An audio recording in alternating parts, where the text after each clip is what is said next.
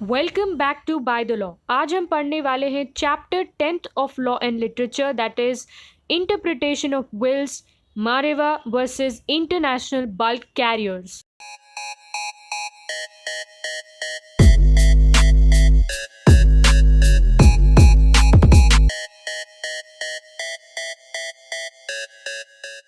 अब इस चैप्टर को दो पार्ट्स में डिवाइड किया गया है। पार्ट 1 में 5 केसेस दिए गए हैं जो लॉर्ड डेनिंग की पहली book the discipline of law से लिए गए हैं। ये सारे केसेस इंटरप्रिटेशन ऑफ विल्स से रिलेटेड हैं। पार्ट 2 है the due process of law, जो लॉर्ड डेनिंग की दूसरी बुक थी। इससे 3 केसेस लिए गए हैं जो डील करते हैं इंजंक्शन से। ड्यू प्रोसेस ऑफ लॉ के ऊपर और भी कई सारे केसेस दिए गए हैं सिलेबस में, जो हमने ऑलरेडी डिस्कस कर लिए हैं। उसके लेक्चर्स आपको मिल जाएंगे चैनल के प्लेलिस्ट वाले सेक्शन में। एक प्लेलिस्ट बनाई हुई है the due process of law, उसके अंदर वो सारे लेक्चर्स अवेलेबल है एक ही जगह पे। You can check out a channel. अब जो भी केसेस दिए गए हैं चैप्टर 10 में, उसको समझने से पहले we need to first understand the two terms, what is a will and what is an injunction. Now injunction is an order of the court. Court एक पर्सन को एक ऑर्डर दे रही है कि आप जो काम कर रहे हो उसको रोक दो, उसको कंटिन्यू मत करो।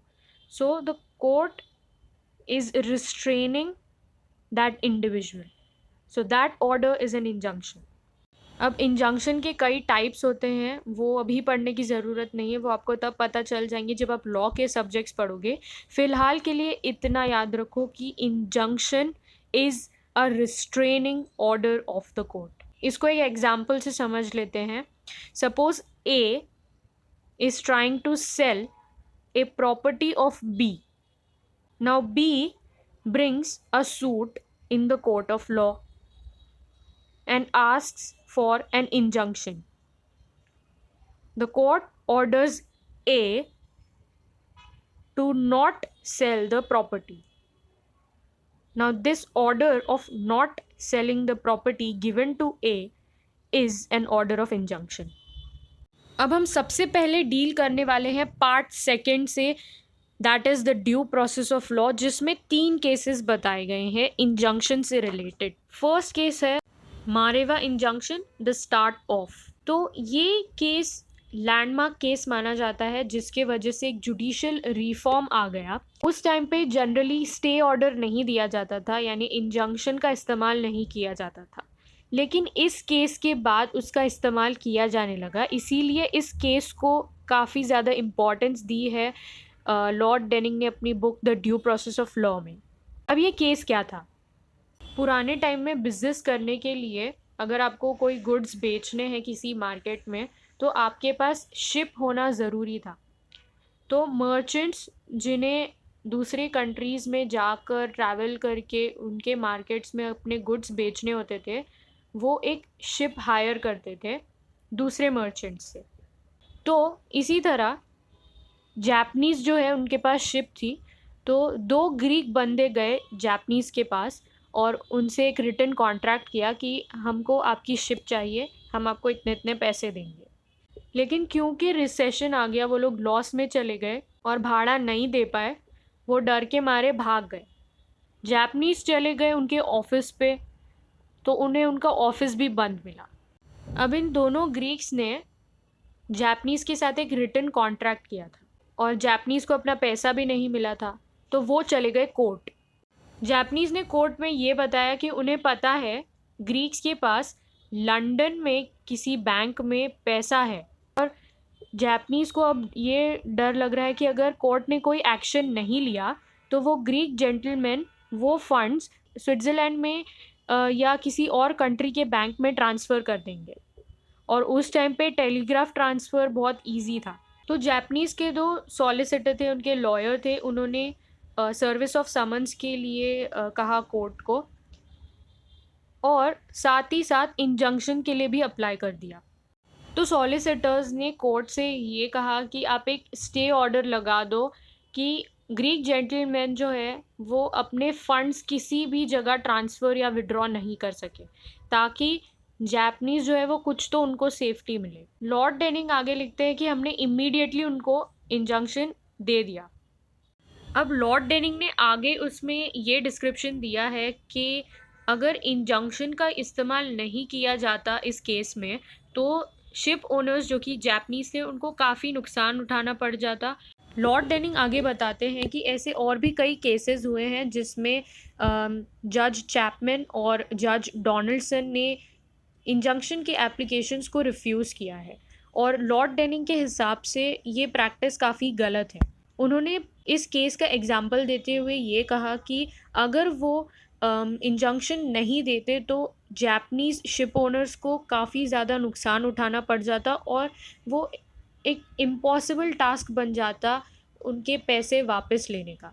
इस जजमेंट से, इस ऑर्डर से लॉर्ड डेनिंग ने एक एग्जाम्पल सेट किया और इंजंक्शन को जस्टिस दिलाने में एक अच्छा टूल बोलकर प्रमोट किया। अब इसी केस के 4 हफ्ते बाद एक दूसरा केस हुआ जिसका नाम था मारेवा वर्सेस इंटरनेशनल बल्क कैरियर्स, जिसकी वजह से इस इंजंक्शन का नाम मारेवा इंजंक्शन पड़ गया। अब क्या था ये केस? अब एक शिप ओनर ने अपना वेसल यानी अपनी शिप जिसका नाम मारेवा था उसको हायर पे दिया, जिसका रूल ये था कि हाफ मंथ का जो पेमेंट है वो एडवांस में करना है। अब थर्ड इंस्टॉलमेंट में जिसको वो शिप भाड़े पे दी गई थी उसने डिफ़ॉल्ट कर दिया, बट उस डिफ़ॉल्टर के नाम पे लंदन के एक बैंक में पैसे थे जो कि उसे गवर्नमेंट ऑफ इंडिया ने दिए थे, लेकिन उस डिफ़ॉल्टर ने तब भी पे नहीं किया। ये केस आया लॉर्ड डेनिंग के पास। तो इस केस में लॉर्ड डेनिंग ने ये कहा कि we are granting an interlocutory injunction. उस टाइम पे जनरल रूल ऐसा था कि जब तक का केस डिसाइड नहीं हो जाता और जजमेंट नहीं आ जाता तब तक आप इंजंक्शन नहीं दे सकते, लेकिन लॉर्ड डेनिंग ने ये कहते हुए इंजंक्शन इम्पोज किया कि अगर हम जजमेंट तक का वेट करेंगे तो जिसका पैसा बाकी है उसे उसका पैसा कभी मिल ही नहीं पाएगा, क्योंकि जो डेटर है यानी जिसने पैसा नहीं दिया है वो अपने लंदन बैंक से पैसा निकाल लेगा और फिर it will be impossible for the owner of the ship to recover his money. अब इन दोनों केसेस के 2 साल बाद 1977 में एक और केस आया। अब जो ये 2 केसेस डिसाइड किए गए थे उसमें एक्स पार्टे ऑर्डर दिया गया था। थर्ड केस का नाम बोथ साइड्स आर हर्ड इसीलिए रखा गया है क्योंकि इसमें दोनों पार्टीज एप्लीकेंट और डिफेंडेंट दोनों के आर्ग्यूमेंट्स सुने गए, लेकिन जो पहले 2 केस है उसमें एक्स पार्टे ऑर्डर दिया गया और क्योंकि डिफेंडेंट्स ने इंजंक्शन के ऑर्डर को चैलेंज नहीं किया उसको इम्प्लीमेंट भी कर दिया गया। लेकिन थर्ड केस में ऐसा नहीं हुआ। पर्टा मीना ने इंजंक्शन के ऑर्डर को चैलेंज किया और आर्ग्यूमेंट्स रखे। अब ये केस था 2 कंपनीज के बीच। एक लाइबेरिया की कंपनी थी रसू और दूसरी थी इंडोनेशिया की कंपनी पर्टा मीना। अब रसू ने ब्रीच ऑफ कॉन्ट्रैक्ट या ब्रीच ऑफ चार्टर पार्टी के लिए एक केस फाइल किया था पर्टा मीना के अगेंस्ट और डैमेजेस क्लेम किए थे 2 मिलियन पाउंड स्टर्लिंग के। रसू ने कोर्ट से ये भी कहा था कि पर्टा मीना के सारे एसेट्स, उनकी प्रॉपर्टीज़ को जो है वो सीज किया जाए और पर्टा मीना को उनको बेचने से रोका जाए। और इसी बीच पर्टा मीना जो कंपनी थी वो अपने एसेट्स बेच रही थी, प्रॉपर्टी जल्दी से जल्दी बेच के पैसे इकट्ठा कर रही थी। रसू को पता चल गया कि पर्टा मीना के इंग्लैंड में लिवरपूल में कुछ प्रॉपर्टीज़ हैं, तो रसू ने कोर्ट से मारेवा इंजंक्शन के लिए अप्लाई किया। कोर्ट ने इंजंक्शन ग्रांट भी कर दिया, लेकिन जो इसके पहले दूसरे 2 केसेस हुए थे उसमें सेकंड पार्टी जो डिफेंडेंट्स हैं वो लोग कोर्ट में आए ही नहीं थे और इंजंक्शन अप्लाई कर दिया गया था। लेकिन इस केस में पर्टा मीना के लॉयर ने इंजंक्शन के अगेंस्ट एप्लीकेशन फाइल कर दिया। अब दोनों कंपनीज के लॉयर आमने सामने आ गए। रसू के लिए निकोलस फिलिप और पर्टा मीना के लिए माइकल मस्टिल। अब पर्टा मीना का जो लॉयर है वो थोड़ा शाना बनने लगा और उसने जजेस को कहा कि क्योंकि मारेवा इंजंक्शन से रिलेटेड अभी कोई लेजिस्लेशन नहीं पास किया गया है, तो आप लोग इस चीज़ को लागू मत करो, वेट करो, लेजिस्लेचर को पास करने दो और फिर इस प्रोसेस को, प्रोसीजर को लागू करो। तो लॉर्ड डेनिंग ने कहा कि कोर्ट के डिसीजन आने के लिए, जजमेंट होने के लिए इतना लंबा हम वेट नहीं कर सकते और हम प्रीवियस 2 केसेस जो लिए गए हैं उसका एग्जाम्पल लेके इस प्रोसीजर को फॉलो कर सकते हैं। लेकिन जैसे जैसे केस आगे बढ़ता गया, दोनों पार्टीज़ एक दूसरे के ऊपर एक्यूजेशंस लगाने लग गए, आर्ग्यूमेंट करने लग गए, तो कोर्ट ने ये डिसाइड किया कि इस केस में it is not proper to grant an injunction and the case was decided in favor of the defendants, that is Pertamina। पर लॉर्ड डेनिंग ने इस केस को इसीलिए कोर्ट किया है क्योंकि वो इंजंक्शन के इम्पोर्टेंस और उसके यूज़फुलनेस को बताना चाहते हैं। लॉर्ड डेनिंग ने इस केस में ये कहा कि इंजंक्शन इम्पोज करके किसी एक पार्टी, एक साइड को हम असिस्ट नहीं करेंगे और इसीलिए इस केस में इंजंक्शन नहीं लागू किया जाएगा। लेकिन फ्यूचर के केसेस में इंजंक्शन को एज अ जुडिशियल रिफॉर्म देखा जाएगा और इसको यूज़ किया जाएगा। लॉर्ड डेनिंग अपने डिसेंटिंग डिसीजंस के लिए फेमस थे। इसी तरह उन्होंने इन 2 केसेस में इंजंक्शन को अप्लाई करके एक जुडिशियल प्रेसिडेंट सेट किया। लेकिन अनफॉर्चुनेटली 3rd केस में पर्टामीना के लॉयर ने इस बात को चैलेंज किया और ये क्वेश्चन रेज किया कि जब इसके ऊपर कोई लेजिस्लेशन नहीं है तो आप इस प्रोसीजर को किस तरह लागू कर सकते हो।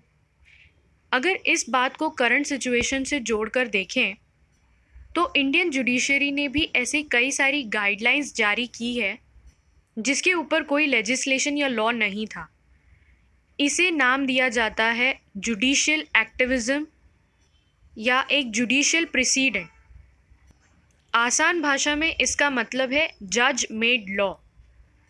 तो जब कोई जज जस्टिस इम्पार्ट करने के लिए कोई अलग तरह का डिसीजन देता है या किसी न्यू प्रोसीजर को एस्टैब्लिश करता है with the intent to impart justice, उसे कहते हैं जज मेड लॉ।